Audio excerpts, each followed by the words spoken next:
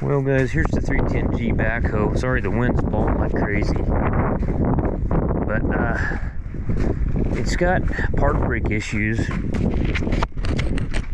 they have a spring-loaded park brake on them. It's hydraulically released. And I checked it the other day and I was actually put a gauge on it. The electrical side of everything was working properly. But I was losing pressure on the park brake. So then I put a gauge on the system pressure port and I was losing system pressure too. These, I'm looking for flat face O-ring. So it's going to be bigger than that. Something maybe like that. That's too small as well.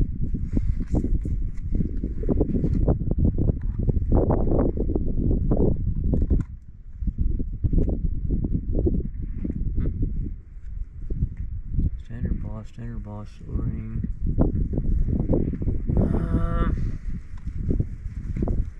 Need a flat face, but it's not quite big enough.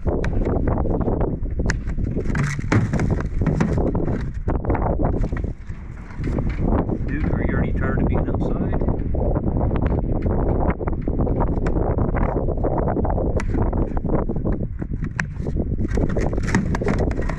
Flat face ones are not big enough.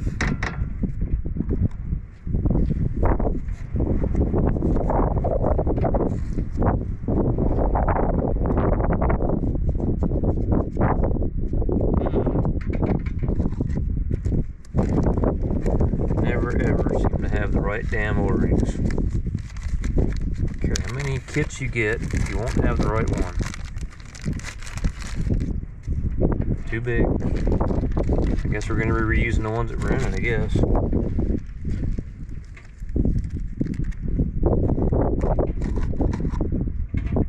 Yeah, that's all I can do. I can't really do much else.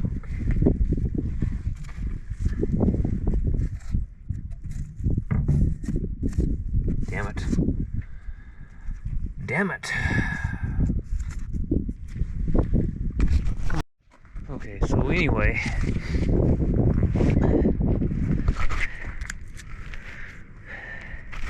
I gotta put this pump back in there.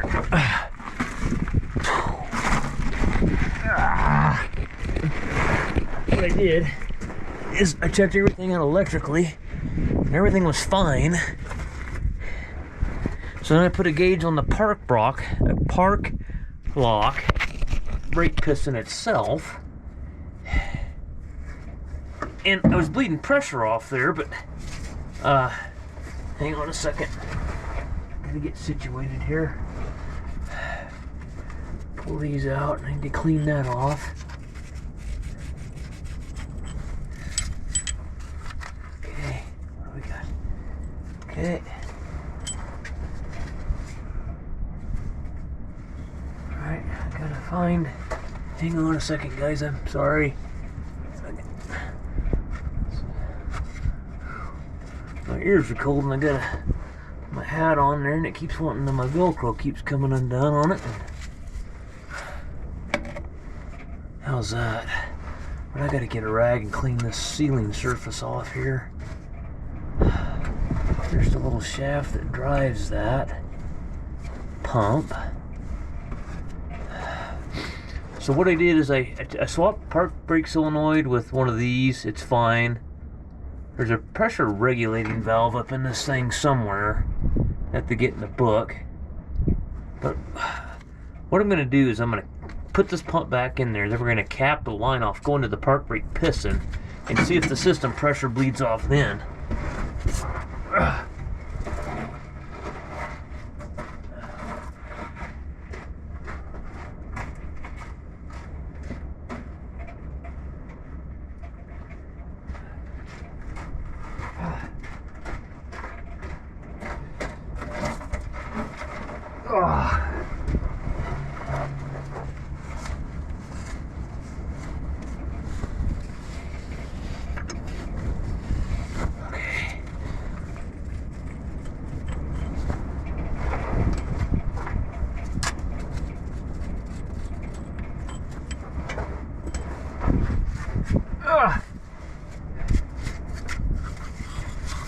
looking here at all our seals. Looking good.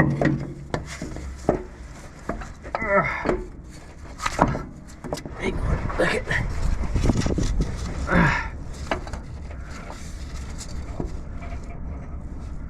That'd be right in there somewhere.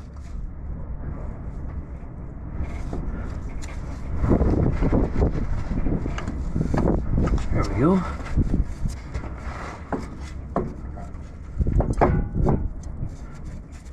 Okay.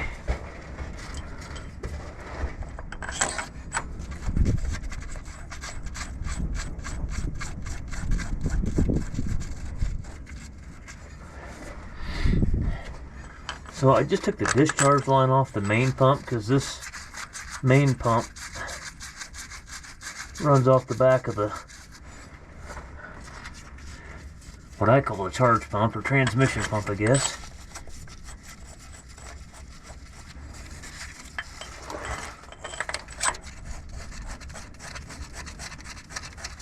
Okay, let's get a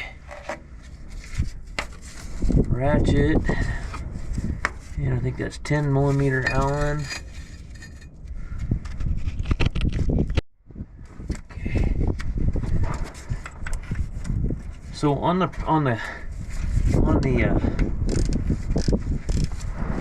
project on the Roadrunner hay squeeze that we're doing the retrofit on,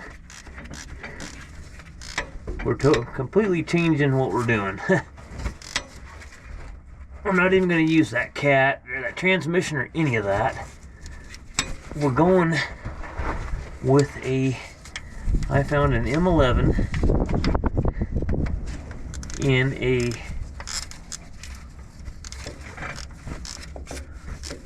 international truck, 2007.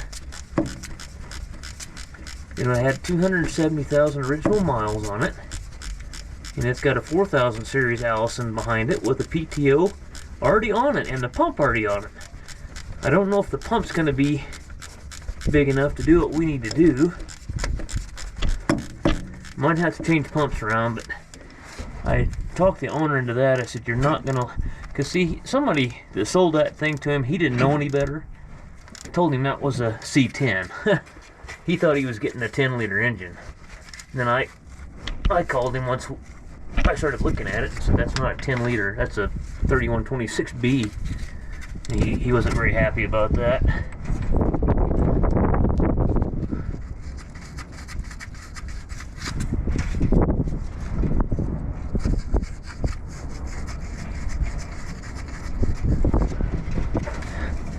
But I got the whole thing for $8,000. The whole truck. The wrecked truck with the... And the guy started it for me right there. It started right up. Sounded great.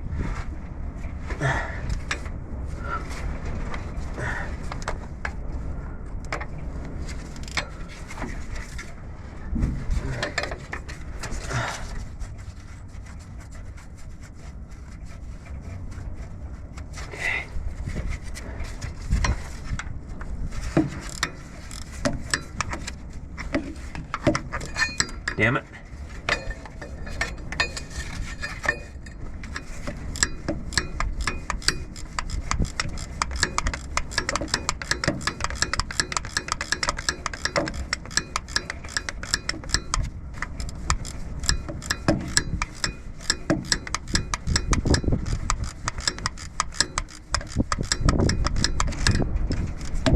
Oh, you long-winded fool.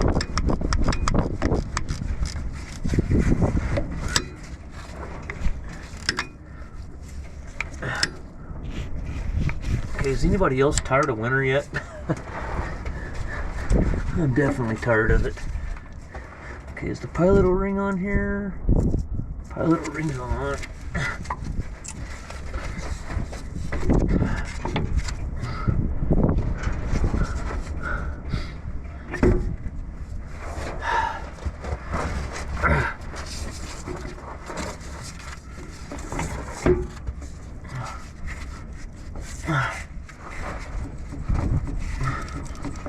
Come on.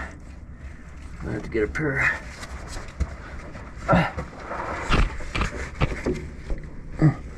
There we go. Okay. Gotta find the bolt for that. And put the pressure line on. 1.25 inches or something like that.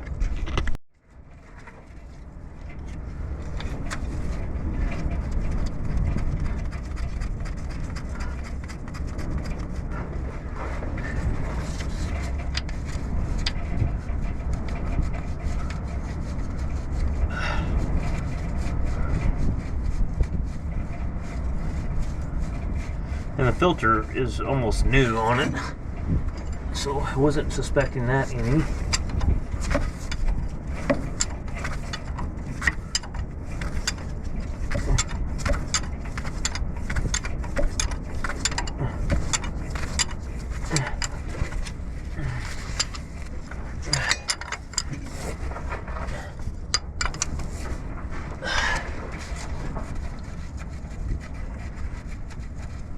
Okay. All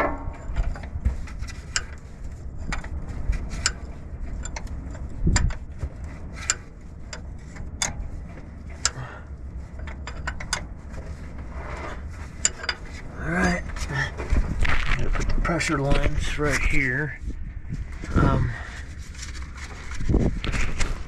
Let's see here.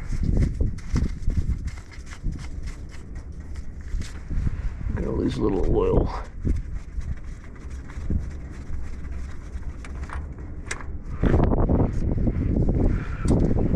Look out.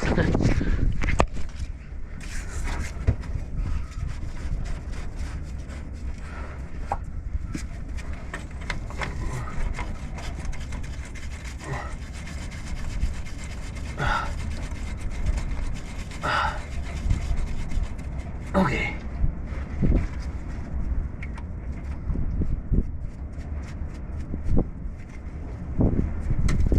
Okay, tighten that up. Okay, it's back together now. Okay. Need an assistant pressure port here.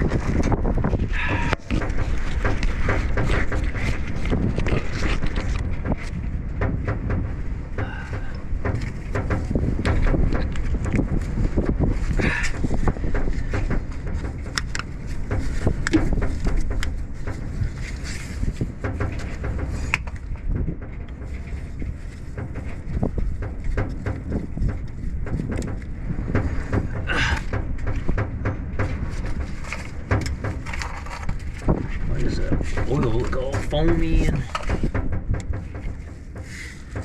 kind of weird, huh?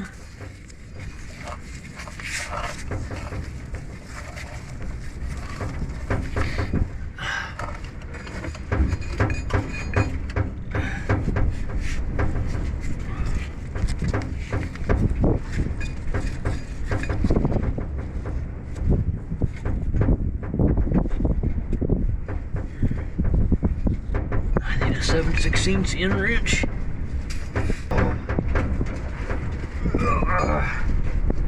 Let's see here.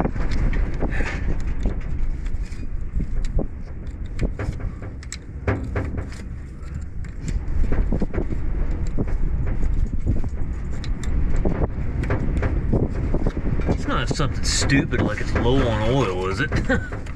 Makes you wonder, dude. Some of it's got no oil in it.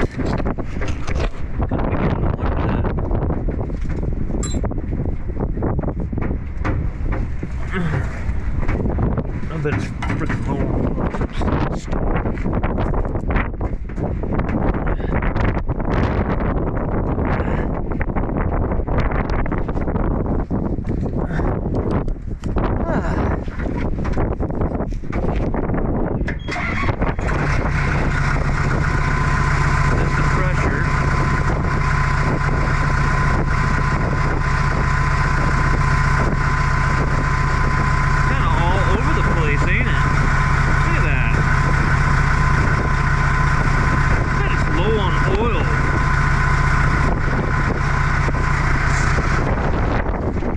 Some of it's got no fucking oil in it.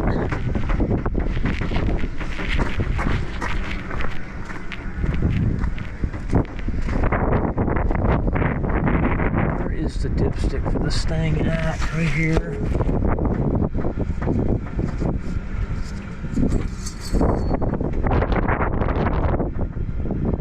Low on oil. I'm gonna go to the shop, get some oil. Yep, I bet it'll be fine. Well, folks, I had to go back to the shop. I got a 5-gallon bucket of oil. These guys aren't around. They're all down south. They're all down south digging strawberry plants. There's a high elevation and a low elevation. When I worked for the strawberry nurseries, there was a, well, kind of hard to explain. Some of the low elevation plants were brought back up here, trimmed, and put in cold storage, and then they were planted in the spring as planting stock. And then a lot of them are still sold too for the fruit growers, for berries. So anyways, the high elevation is usually like starts in like the end October, November, and then January starts the low elevation down around the Manteca, Stockton area, or down in that area. Anyway, so they're not there, so I can't get any oil, you know, and I ain't gonna lie to you guys. They've got like 3 or 4 mechanics over there, and I didn't even think to check the oil. I thought, well, surely there's oil in it. So I'm kind of thinking maybe this might have been the problem. We're gonna find out in a minute. I got a really good suspicion, you know, and I've had this happen before. The city of Doors called me one time, and they had an old 580C backhoe, and he called me, and I didn't even go out there. He just told me, he says, yeah, this backhoe didn't want to move. And I said, has it got any oil in it? He goes, yeah, it's in the sight glass there. And I said, well, there isn't no sight glass, it's got a dipstick. Well, where's it at? I said, go around there, and it's on the right-hand side there. It's for the shuttle transmission. And he goes, oh, shit, I didn't even know that's where, I thought it was part of the hydraulic system.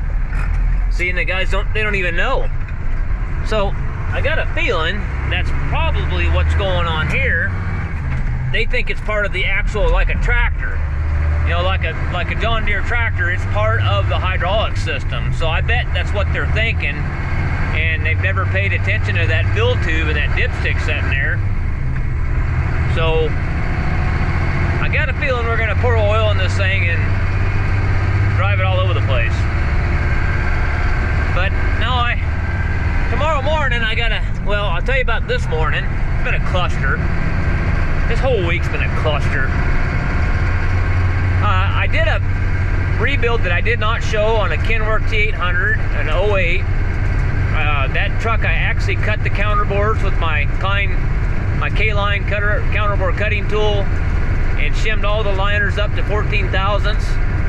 And it got a new head, not a reman. It's got a new head gaskets, rod, main bearings, new oil pump, liners, pistons, rings, the whole 9 yards. And I even resealed the front structure while I was there. And anyway, he's been running for about 3 months and hadn't had one lick of trouble. And he called me yesterday morning and said, hey man, I'm unloading at the mill here in Gilchrist, and the son of a bitch just shut off on me. Won't start. I said, huh? I says, it sounds like to me you're losing power to your ECM, or your ECM's taking a shit. And so, long story short, I went and looked at it this morning. He had it drug all the way to Klamath on the hook. And I unplugged the ECM and plugged it back in. I heard the lift pump kick on with the key on, and I knew right then. Then I had that 1117 code in the ECM, and I knew. Well, it started right up after I unplugged it and plugged it back in. And then I think, you know, must have spread terminals or something on the plug-in. They were fine. And I had one do this before. The solder breaks loose inside the board on the ECM. And I know there's going to be guys out there, why don't you just take the ECM apart and solder it back together? Because I don't have time to fuck around and solder the ECM together. So Calvin says, I'll just go get another ECM and you can program it. So he went over there. They had one in Medford. And I'm going to go over there and hopefully I can get communication with it again and get lucky. And we'll copy the template, the file in it, and transfer it over to the other one. Okay. Let's open the door up, put the camera in here, I guess. Gotta get that bucket of oil in the funnel. Get the hood open.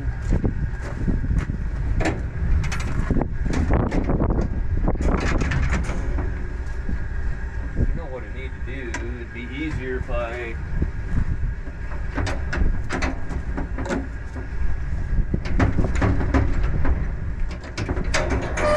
raise the bucket up.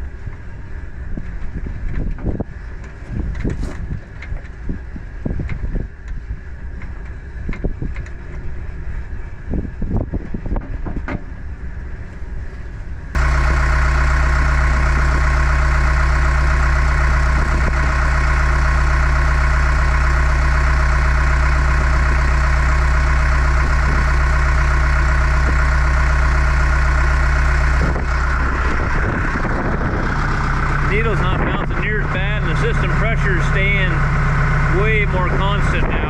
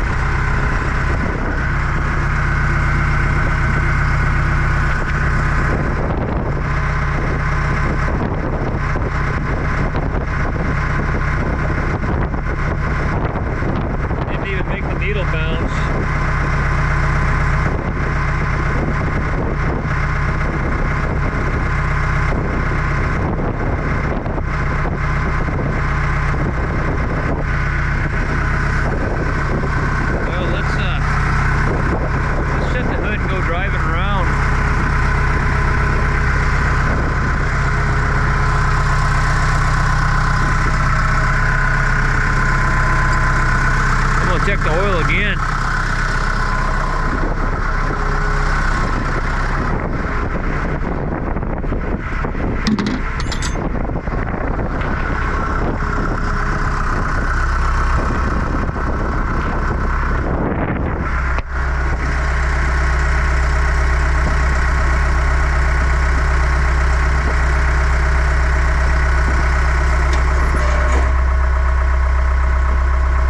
Well, I guess that everything.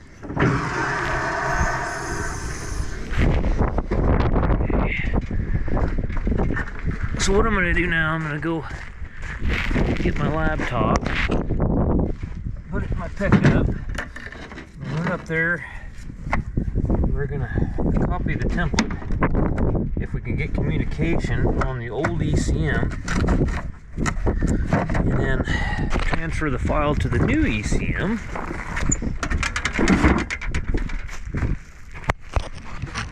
And maybe get him going again. Like I said, I don't think the oil's going back into the rear end on this backhoe, because any experience that I've ever had on leaking piston seals of any kind, you'll know it on system pressure. It'll make your needle drop. You know, I think what's been going on, they've been changing. I don't see any leaks anywhere. I think they've been changing filters over the years and just depleted the oil in it, you know.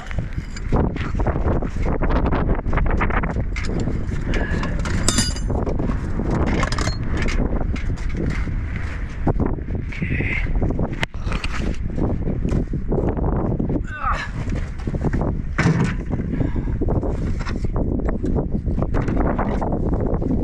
Good times, good times, good times.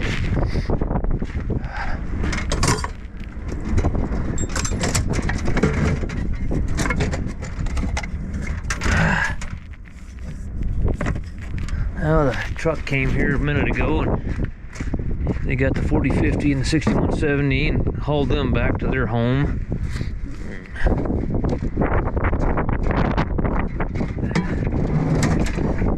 And they dropped off another project for me to work on, a cab over Freightliner with a beat model cat in it. They pulled the potato bed off this fall because they said it hydraulicked on them, and they were going to shit can the truck, but then they thought about it and said, shit, you know, it may not be too bad to fix this one and just run it again.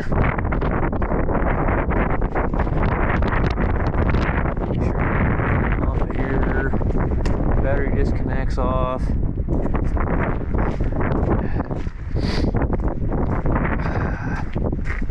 Oh, I got it. Yeah, so I got everything. All right.